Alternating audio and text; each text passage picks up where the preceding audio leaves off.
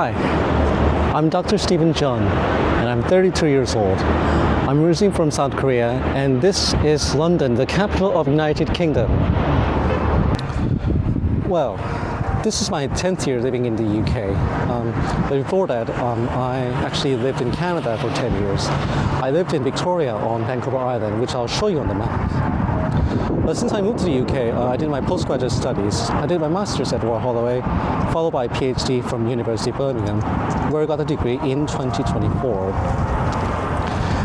And since then, I've been researching musicology independently, so I'm just working as a freelancer. As a musicologist, I'm really excited to come to Vienna to participate at the conference and experience the Eurovision. This is my very first time to experience it. Vienna is a great city for music historically. A lot of composers such as Haydn, Mozart and Beethoven, Brahms, Mahler, and not to mention Arnold Schoenberg, Adam Berg and Anton Webern, they all lived in Vienna. Knowing the fact that I've been living in the UK for a decade, I've only recently became interested in researching Eurovision after watching the last few contests, especially from the ones that happened in the UK. What really caught my attention wasn't just the songs, but the visuals and performances. Artists like Vibe, Gadia, and Just Klein stood out to me because their performances felt very bold, creative, and visually striking. And one particular was from last year, Vibe's Roar, reminded me of K-pop, especially in the way of the use of graphics, colors, and staging. Let's go!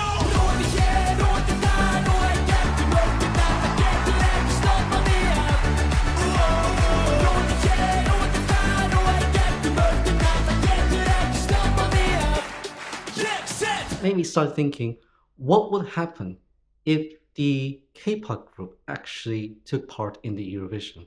Eurovision, let's go! 1, 2, 1, 2, 3. And that's where my research comes in. I'm exploring what it might look like if a global K-pop group like BTS, the boy band, competed in Eurovision. Eurovision is usually seen as a European competition, but it's already influenced by global musical trends. Now, K-pop, for example, is known for such high-energy performances, detailed choreography, and strong fan communities.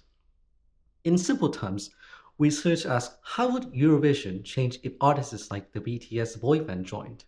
What would their style to fit the contest? How would fans with voters react? And could this make Eurovision more global in the future?